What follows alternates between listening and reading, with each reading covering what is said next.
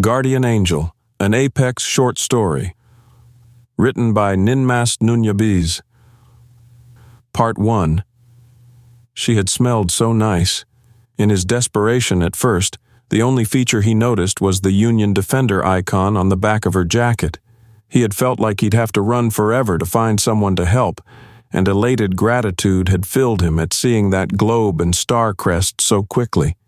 When she turned toward his shouting, his mind only registered the white of her rig against the blue and black of her reinforced bodysuit as a side note. He was too busy panicking to find anything else about her worth mentioning at all. When he tried to tell her what had happened, words failed him. He gestured and flailed and made all sorts of sounds, but the longer his tongue and his cerebrum refused to cooperate, the greater his panic became, which only made finding the words that much harder. There were many responses one could have expected from someone with the mentality necessary to join the defenders: agitation, annoyance, frustration, anger, telling him to get a grip or calling for a paramedic with a tranquilizer. Her response was none of these things. Instead, to his surprise and in a shock to his fear response, she'd knelt down and embraced him. She held his head against her chest and, restraining his limbs with her own, gently forced him to be still. She ran her fingers through his head feathers and whispered hushing noises into his ear until his breathing began to slow in time to her heart that he could feel through her breastplate.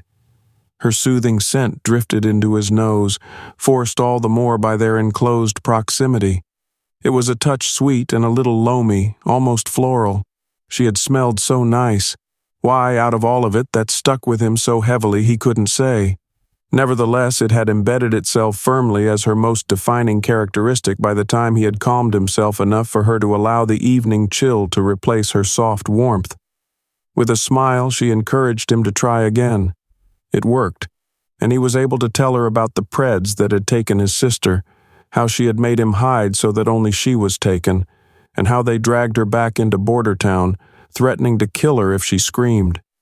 When recalling the events worked him back into a fuss, the defender ran her fingers through his plumage again and waited until he was able to continue. He was even able to point her exactly to the building they'd holed up in, since he had dared to tail them instead of immediately fleeing. She had assured him he was very brave for that. Now they were back at her speeder, and while she was relaying the situation to her commander via holo, he finally had a moment to take in more than just her badge. At least a dozen heat signatures. He wasn't really listening to the conversation, though as she would turn one way or another, the movement would draw his attention just enough to catch a few words. For a full strike team, but she was tall, or at least taller than him by about 2 heads, and a mammal of some variety. Bipedal, as convergent evolution had driven most sapient life in the galaxy, with fur instead of plumage coming out of the top and back of her head. It was the brown color of a late autumn leaf, and worn long as if to imitate a tail, he only at that time noticed she didn't have. That was unusual. Most mammals had tails to help them balance on 2 legs, among other reasons. Was she really clumsy? Due respect, they'll take 2. She reminded him of the females of his own species, and he found himself wondering if they were more like her before galactic society turned his people inside out. His species, the Chisa, were descended from avians, while the vast majority of bipedal galactic species descended from mammals and reptiles.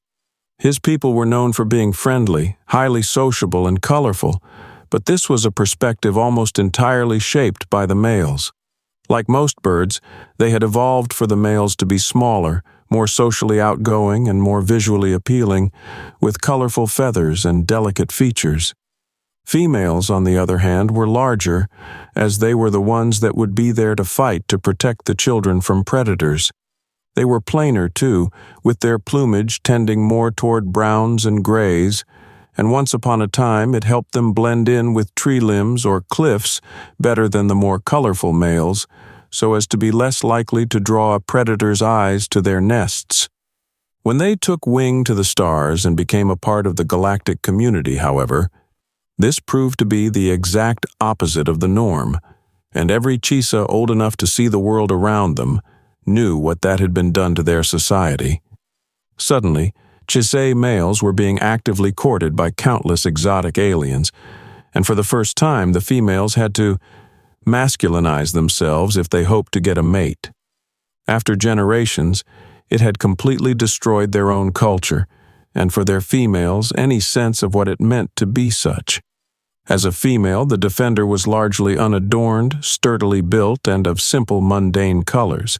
At the same time, she had already shown herself warm and compassionate to some terrified thing smaller than herself. In short, to the Chisa's eyes, she looked like a woman. Not saying don't send them, just... It occurred to him that he didn't actually recognize her species at all. Of course, anyone short of an ambassador or xenobiologist could be forgiven for not being able to offhandedly recall all of the Galactic Union's 100-plus member species, but the number physically suitable for service in the Defender Corps was far lower, and those with the psychological profile for it fewer still.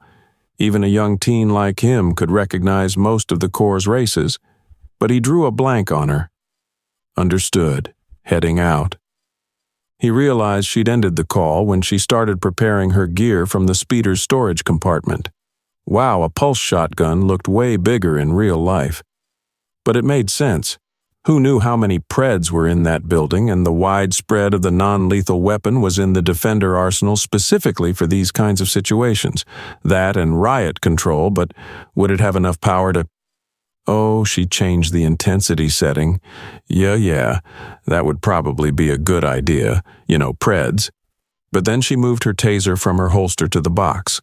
Wasn't she going... Wait, was she replacing it with a pistol? By the time she closed the cash box, she'd added spare batteries for the shotgun, a pair of metal rectangles he assumed were the same thing for the lethal sidearm, an extra bundle of ties, and a knife half again as long as his hand, all of it attached to various magnetic hardpoints on her bodysuit, designed to be both easily accessible and out of her way. By the time she had finished, she looked more as if she were going to war, a nearly foreign concept to the Union, viewed akin to mutually assured destruction than to a crime scene. But again, he reminded himself, they were Preds. This was probably a good idea. "Stay with the speeder," she told him. "Any other Preds come around, you hide inside. More defenders will be here soon." She had nearly turned away when he made himself speak. Wait. If he didn't ask now and something happened to her, he'd never know. "Miss Defender, what are you?" He had wanted to ask her name but lost the nerve at the last second. She hesitated to turn back toward him. His stupid question, he realized, had probably interrupted her when she was building herself up mentally to charge into a den of predators. But when she turned back, she gave him a bright, proud smile. "I'm a human," she answered. Part 2. She hated Preds. That wasn't hyperbole. She didn't just strongly dislike them. They didn't irritate her. She truly, genuinely hated them, as one does when something's very existence is a blight on one's own. The slang term was short for predator, but it meant more than that when it was used. There were dozens of predator species in Union space, though to date none were members. This was solely because of the Preds, predators who hunted sapient beings, among countless other violent crimes. They had no civilization of their own and put no value in anyone else's. Only strength mattered, and they reasoned the strong were entitled to indulgence. All Union member species were first civilized species, and as such, evolved from prey species. Civilization itself, Union scientists and historians agreed, was the natural evolution of the herd. Once a herd species becomes intelligent. The predator equivalent, the pack, was too exclusionary to become civilized. Without fail, every attempt the Union had discovered of a predator species attempting civilization had led to self-annihilation. Competition over resources, or even mere pecking order, would lead to violence and the breakdown of alliances between the packs. Any development of technology would only be turned on solidifying power and ousting rival leaders. Most predator species didn't even try to civilize, loyal only to their family groups or small packs and riding the coattails of their prey into the larger galaxy. Oh, it was theoretically possible for a predator species to develop a herd evolutionary trait that would then be able to lead to a civilized people, but it would require such an utter hell world of hyper-competition that even the apex predator of the entire biosystem would need to fear predation for as long as it lived. It was, for all intents and purposes, considered the stuff of hollow flicks and bad science fiction. Yes, in a very literal sense, the Union was racist against predators, but they tried very hard not to be. No predator was allowed to be imprisoned merely for being a predator and would be allowed to engage in trade, commerce, and nearly every other privilege of a Union citizen until they actually committed a crime. Because predators were designed by nature to kill, however, and because preds were incapable of forming the bonds with others outside their packs necessary to treat others in a civilized manner, there were countless little restrictions on them, from movement to registration, even what work they were allowed to do. Because of preds, she had been twice over-robbed of her chance at a normal, peaceful life, and forced to choose between fighting to protect the Union or forever be a social outcast, because everyone knew only predators took the menial, heavy manual labor of the docks and warehouses. And all because she was a human, the bad sci-fi flick come to life in terrifying flesh and blood. Once they realized they'd mistaken a predator for a prey species, since she'd not conducted herself like a lunatic barbarian, well, at least they were genuinely apologetic as they turned around and took back the promise of attending a Union university they'd previously given her. The worst part was that it only happened because she'd protected her friends and fellow students from pred muggers. No good deed, they say. Damn, she hated preds.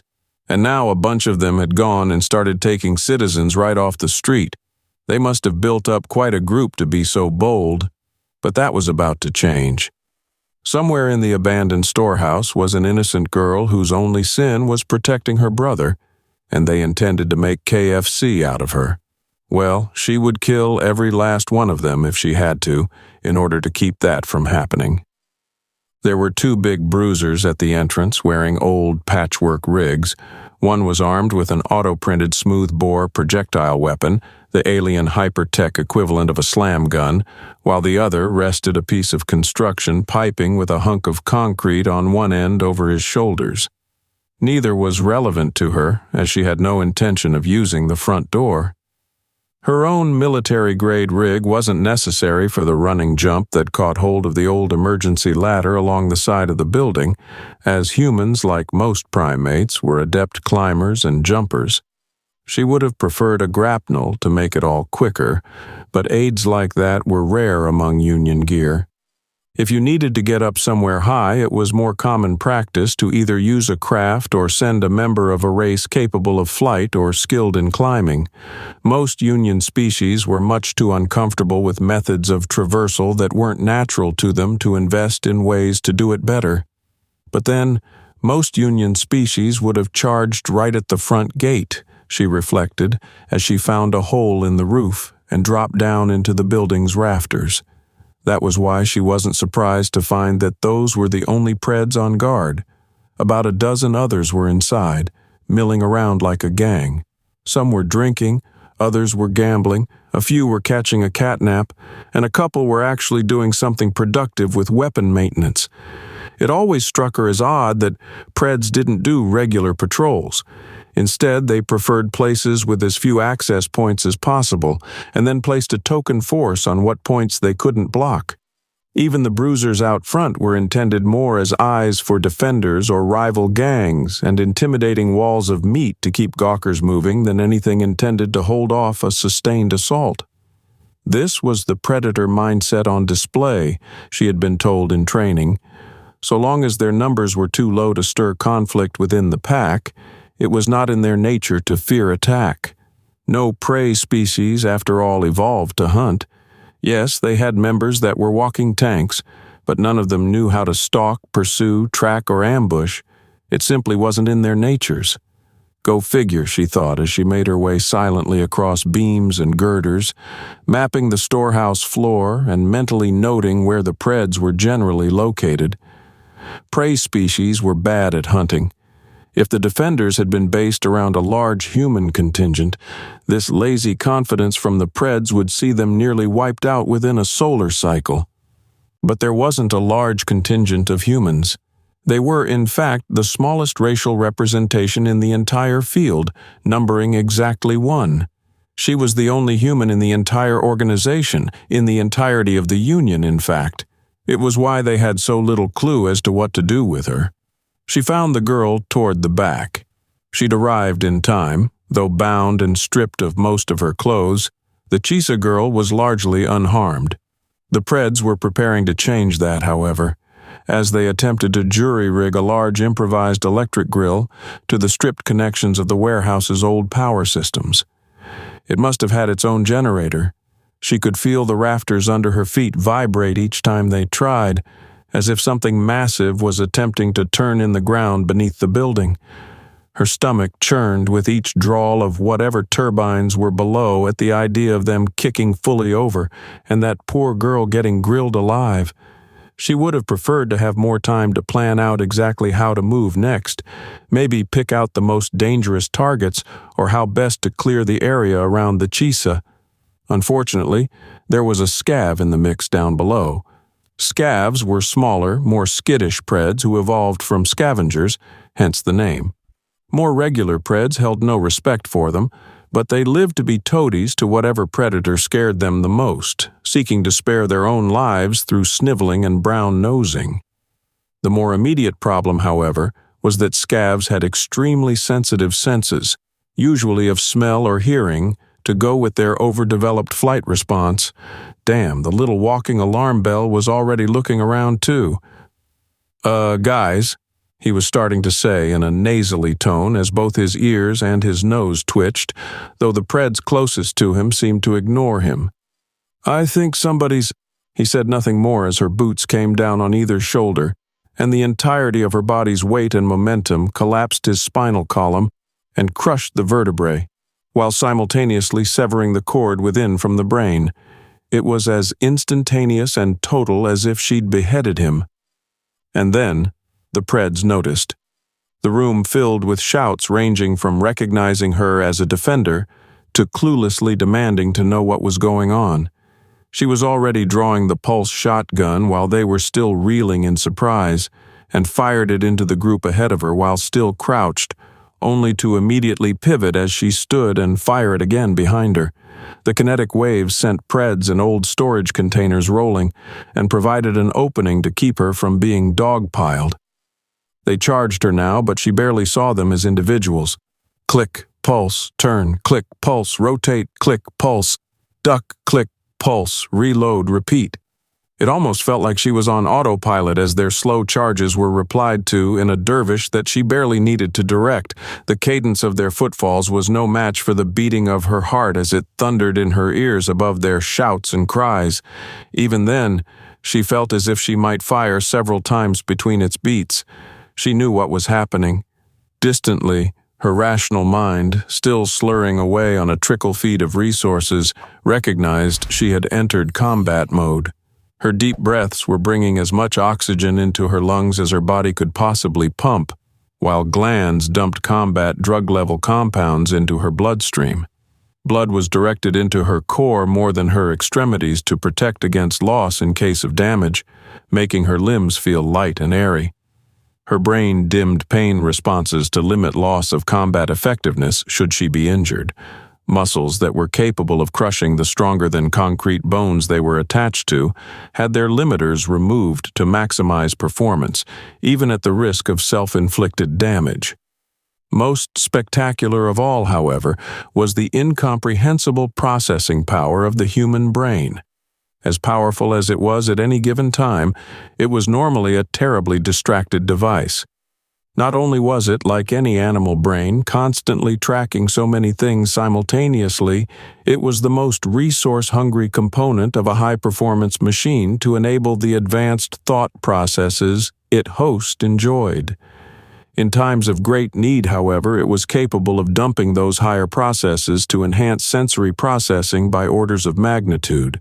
While most predators ran at full power all of the time, humans had so much physical power that they evolved limiters to protect themselves, and so much brain power that they slowed themselves down from using.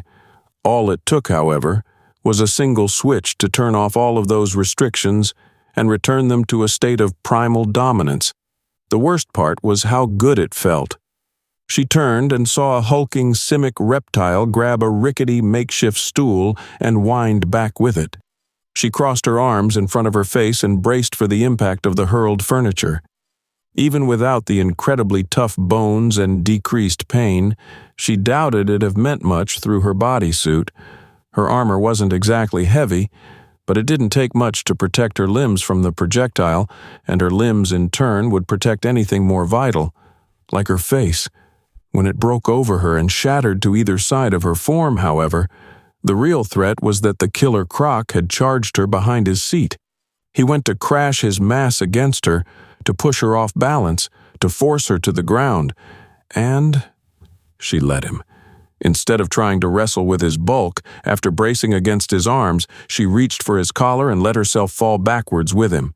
As her center of gravity started to go past the point of no return, she placed first one foot, then, as she was nearly on her back, the other into his abdomen. With their shared momentum, she rolled back and shoved with both of her feet, monkey flipping him into the crates behind her. She wasn't sure when the shotgun left her hands. It must have been when she reached for him with both of hers, but she grabbed for it and snatched it back up. "Stop!" the male voice shouted over the din just as she was getting back to her feet, and she turned and saw a lanky, pale pred with a flat, slit nose next to the Chisa, sharp talons raised toward her neck. "Put down your weapons, defender, and—" She knew what he was going to say. "Put down your weapons and surrender or the girl dies." So trite, so boring, and he took so long to say it. Besides, if she did such a stupid thing, she and the girl would both die. So while he was still talking, she pulled the pistol out and shot him in the face. The crates behind her shifted, and she heard the heavy footfalls of the killer croc coming toward her. The pulse shotgun's recoil wasn't meant for one hand, but she held it toward him without looking anyway. To her ears and her other senses, she knew exactly where he was. She felt more than heard him pause inches from the barrel, and she pulled the trigger. At point-blank range, the higher level of the less-than-lethal riot control weapon became very lethal. Indeed, the kinetic energy moving through bones and internal organs faster than the body could be thrown. Against the barrel, the setting she'd put it to before ever coming in would have obliterated a concrete wall. He stirred after he landed back in the crates, but it was mostly reflex. He was dead before he could do more than raise his head, and his bulk went still. She took a moment to look around the storeroom, but nothing more raised to challenge her, and she moved toward the girl. As she reached her, she pulled out the knife and began to cut at her bindings. "Hold on, kiddo. We've almost got you out of here," she said. More to say something at all than anything. "What the fuck are you?" She blinked. That hadn't come from the girl. Instead, she turned and saw the slit-nosed pred holding his hand over a bloody hole on his forehead as he scrambled for his feet. Damn, cranial plates. Annoying.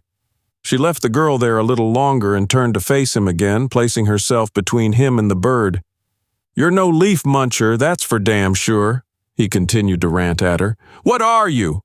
"I'm a human," she said again for the second time that night, as she raised the knife into a fighting stance.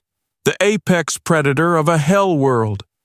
"Bullshit," he replied, but he took his hand from his wound and crouched lower, his opposable talons raised at the end of his stringy arms as they began to circle one another. "The alternative is that your whole pack just got wiped out by a leaf muncher." His answering growl turned into a shout as he lunged for her.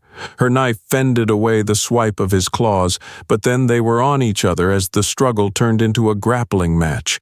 Those lanky limbs held a surprising amount of strength, while remaining agile enough to keep her arms on the move even as she rushed to keep her footing. He slammed her into a wall and she felt something jab into her back. The ground beneath them churned again, and this time the great beast in the basement turned over. Sparks began to fly from the loose assortment of cables, and some of them began to twitch and jerk. She pounded her forehead into his, felt his wet blood against her skin. She did it again, then a third time before he staggered away from her, far enough for her to get her boot between the two of them and shove him away. His foot caught on one of the cords and he fell backwards as he dislodged it. The thick electrical cable began to dance with more vigor. Thinking quickly, he grabbed it behind the live end as one would a snake behind its head to keep it from biting. As he got to his feet, he pulled the cord behind and around him with his other hand as he kept the business end toward the defender. He lunged with it a couple times to evoke a response from her, but she didn't flinch. The third time he did it, she sliced the back of his forearm with her knife, forcing him to release the cable and stumble back again. The cord slapped the ground and sent arcs and sparks into the air with enough force to draw a scream from the Chisa girl, but the two predators were more concerned with each other. She pulled the pistol and fired it again, the first shot hitting him in his shoulder, then a second, this one glancing off of his cranial plate again. "Damn you!" he shouted. But she had taken a card from the Killer Croc's playbook and used his disorientation to charge and punt his cord back toward him. This time his reflexes damned him, and he caught the live wire with his hands. He couldn't shout. All of his muscles tensed and spasmed, but the pain on his face was lit up by the arcs that surged through him and splashed around him, searching for ground. He stumbled back, and again, his feet tangled in the cords, and he went down as the live wire landed on top of him. Smoke was filling the room, and a panel in the wall sparked and blew, and still he continued to dance on the floor.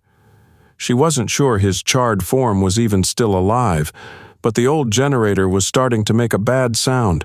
It churned harder, drier, and with a growing whine as the vibrations increased in intensity. She turned back to the girl and, without comment, quickly sliced through the ties. If she nicked the girl with the knife now, they had bigger problems to worry about. Once the girl was free, the defender scooped her up in a princess carry and began running for the front gate. Perhaps the guards had thought all the ruckus was just a regular fight breaking out among the Preds, because the two big bruisers were still there as she came running out. They had only started to look around as the trembling reached them with enough intensity to start shaking dust down from the structure. They turned at the sight of a defender and readied their weapons, but she ran right past them. "I'd run if I were you," was all she spared them, and didn't even bother looking back to see if they took her advice. Part 3. The human had been right. Not long after she had left, more defenders arrived, more than he'd ever seen in one place. They towered over him and all bristled with the nervous energy, typical of expecting danger. A couple of them had come over and confirmed most of what she had asked him, then opened up one of their speeders so he could sit inside instead of having to stand around. Another contacted his parents, but said they weren't allowed to come out right away because of the danger of the situation. None of them moved toward the warehouse. Whenever they would be talking about it, he'd overhear things like heightened bioscans and weapon discharges. He gathered the fighting with the Preds must have already started, and it was too dangerous, so these officers were more to keep a perimeter and monitor the situation from here. Had they sent even more defenders to the warehouse then? He distracted himself from worrying over his sister and the defender woman by looking humans up on the extranet. It was either that or fret and worry without being able to do anything about it until he started to molt. There was precious little information to be had on them, surprisingly. They were a newly discovered species, very new. Holy moly. Like within the last solar cycle or two, new. Apparently the only reason the net had anything on them at all was because the species had offered its own databases as part of First Contact. That was unusual. Most species, as he understood it, tended to hold back on sharing so much information about themselves with an alien society they just met. Either humans were immensely friendly, or they truly were fearless. He decided he liked the idea of a little bit of both being true. In either case, the Union was restricting the release of the databases to the net while they worked their way through and verified them. As such, only mostly surface information was available on their species. Let's see, somewhat high-gravity homeworld, pre-FTL species with intrasolar capabilities, mostly standard atmosphere, explained why she didn't need much in the way of support equipment. What did she eat? Oh, she was an omnivore. That was unusual. Non-predator omnivores, the Chisa actually among them, were exceedingly rare among Union species. Their diets consisted mostly of fruits, starches, greens, and small, non-sentient life like insects. While Union markets had a dazzling array of fruits, nuts, and vegetables, it was hard to find that last category outside of specialty stores. He wondered if they and the humans could share snacks. It didn't look like it would be an issue. Apparently, humans had already been verified compatible with at least 97% of Union foodstuffs. Wow! Most species considered themselves lucky if they could hit 60%. What with various things that one species considered toxic and another considered a seasoning, humans, on the other hand, could pretty much eat whatever they wanted. They really were omnivores. He had a dirty thought to look up their mating habits. Were their females interested in smaller males? Were they compatible? He lost his nerve as he became hyper-aware of his surroundings while considering looking this up. Suddenly, he could hear the footsteps of officers milling around and realized one could walk by at any moment, and he reflexively canceled the search. Turned out that it didn't matter much, though, as a more general search after he'd calmed down revealed that little of that type of information was out yet. The extranet only had that they were sexually dimorphic with two distinct sexes along standard biological lines, and little else. Probably a delicate topic at best, and far too early to have any data outside of their own species. He tried looking up their home planet, but again, information was sparse. There had apparently been a wide-scale environmental shift in recent planetary history, and the human-provided databases were from before the event. As such, the Union was likely still trying to do a full planetary analysis, or had yet to negotiate such with the humans. Still, considering how broad the concept of recent could be in planetary terms, it must have been a pretty severe climate shift for the most complete native records to predate it. Whatever had happened must have really wreaked havoc on their society. Maybe, with Union aid, they'd be able to recover more quickly. He wondered if they might still need aid volunteers by the time he had finished his education. The planet was third of 8 or 9 orbiting a yellow sun and had a single moon. As for the oddly inconcise planet count, the system apparently had a number of candidates that could be classed as a 9th planet, some that had already been discarded as dwarf planets, and others that were only barely in the system at all. The total mass of stellar bodies in the system was frankly absurd, and included 2 asteroid belts and 3 gas giants. It was no wonder their home planet was so dense as to have such high gravity. When he learned that the humans named their planets after mythological figures, he started to get curious about that. Mythology was another category that was still drastically underpopulated for them, but he wanted to know how it compared with Chisa mythology. In particular, he had wanted to compare the human defender to a particular type of divine servant that would descend from the high clouds beyond the sky to defend and comfort those in need. They did. They did have a parallel. There was a bright flash of light and the pressure suddenly dropped until his ears nearly popped. Before he could even understand what was happening, the air came back with a vengeance and slammed into the speeder with enough force to rattle it fiercely, and him with it. An explosion, he realized after it passed, and he crawled back out of the vehicle on his knees. Something had exploded.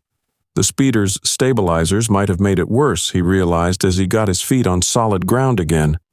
All of the defenders were still standing and had done little more than raise their arms in front of their faces and brace themselves, save one who might have fallen back in shock. The heavy smoke cloud was still pluming into the air above where the old storehouse had been, and small fires had broken out in spotted locations, clearly visible against the darkening sky. Somewhere in the crowd, a defender got on comms to send for fire and rescue. All he could do was shoulder past them and stare toward the crater that had been where his sister and the human defender were, the crater where nothing was anymore. "Movement!" somebody shouted. "I see movement!" It took him a moment of searching before his eyes saw it too, though the dying light made it hard to make out many details. That was what spotlights were for, apparently, as several of the speeders promptly turned theirs on and trained them on the approaching figure. The light glinted off of a white and black rig over a dark blue and black bodysuit and two brown heads. "It's them!" He couldn't keep himself from shouting, jumping, and flailing his arms, completely forgetting all of the officers around him. He laughed as his feet threw him down the incline toward the defender and his sister, the latter still in the human's arms and covered from indecency by the jacket the human had draped over her. It was a short time later that he again had returned to sitting, this time beside his sister. The human's jacket laid beside them, and she had replaced it with a blanket from the paramedics who had given her a clean bill of health. Their parents had been notified again and were on their way to pick them both up, refusing the idea that either should walk home that evening.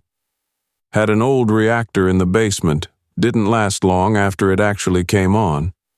Nearby, the human was giving a report on what had happened inside the storehouse to a defender so large that he looked ready to burst out of his suit and whose badge was more ornate than the others. He had thick gray skin and a conical horn grew from his snout. The large officer sighed and rubbed at his eyes. "You really tested your luck this time. If I hadn't, we wouldn't have gotten there in time to save her." "I know that," he snapped back, but withdrew and rubbed at his face again. "One of these days, you're going to rush headlong into something you're not coming back from." "I'll do my best to get the mission done on the way out then, sir." Her superior seethed for a bit and ranted a bit longer than that, but soon dismissed her with a, "Go home and get some fucking ice on that arm. I'm sick of seeing it." She saluted and turned to leave. Remembering what he had been looking up, the boy looked around for a quick excuse and grabbed up her jacket before hurrying after her. "Human! Miss Human!" She turned back to look at him, a bit surprised at the shout, but he came to a stop in front of her and held the coat up to her. Taking a moment to catch his breath and putting on the most grateful smile he could manage, he said, "Thank you for being our guardian angel." The surprise on her face increased tenfold, then came down in the warmest smile he'd seen as she accepted her jacket and slung it over a shoulder. "You're welcome, kid. It's what I'm here for. And thanks, words like that make it all worth it." As she left, the big defender chuckled next to the boy. "Angel, eh? Too bad she's already got a call sign. That'd have been a good one." Realizing he never did get an actual name out of her, the Chisa looked up at the large figure with a tilted head. "What do you call her?" His face split into a wide grin, showing great big flat teeth. "We call her Apex."